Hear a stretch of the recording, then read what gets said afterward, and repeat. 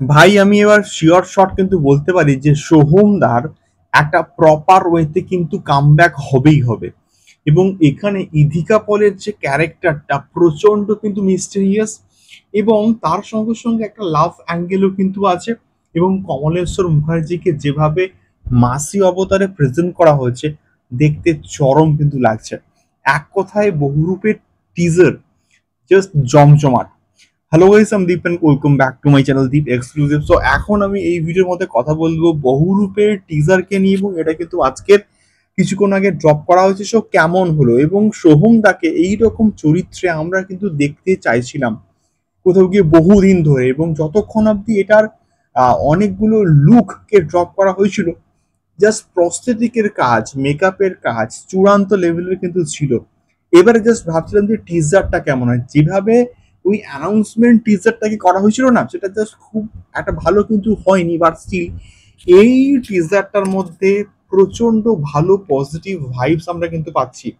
মানে বিশেষ করে একটা অডিয়েন্সকে প্রশ্ন ছুড়ে দেওয়া হয়েছে যে কে এই যে সোহমদা যে বিভিন্ন রূপ নিয়ে যে খুনগুলো করছে, এর পেছনে এক্স্যাক্টলি মোটিভটা কি, সে কেন করছে, এবং এক্স্যাক্টলি ইধিকা পলের সঙ্গে সোহমদার কি কানেকশন রয়েছে, এবং এই যে একটা ধাঁধা, এই ধাঁধা আর এই খুনগুলোর মধ্যে কি রকম কানেকশন রয়েছে, এই সব কিছুর অ্যান্সার বা তার একটা ইনভেস্টিগেশন কিন্তু করতে আসছে কে না, কমলেশ্বর মুখার্জি।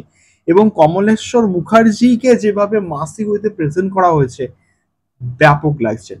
এবং এর সঙ্গে সঙ্গে এখানে তোমরা দেখো প্রচুর কিন্তু অ্যাকশন সিকোয়েন্সেস আছে তা কিন্তু নয়, বাট স্টিল যে কটা অ্যাকশন দৃশ্য এখানে আছে, এবং যে মানে ব্রুটালিটি এখানে দেখানো হয়েছে, এবং একটা ওই হাতের যে শিরাটা কাটছে ওখান দিয়ে গলগল করে কিন্তু রক্ত বেরোচ্ছে, এবং সেটা কিন্তু ভালো হয়েছে।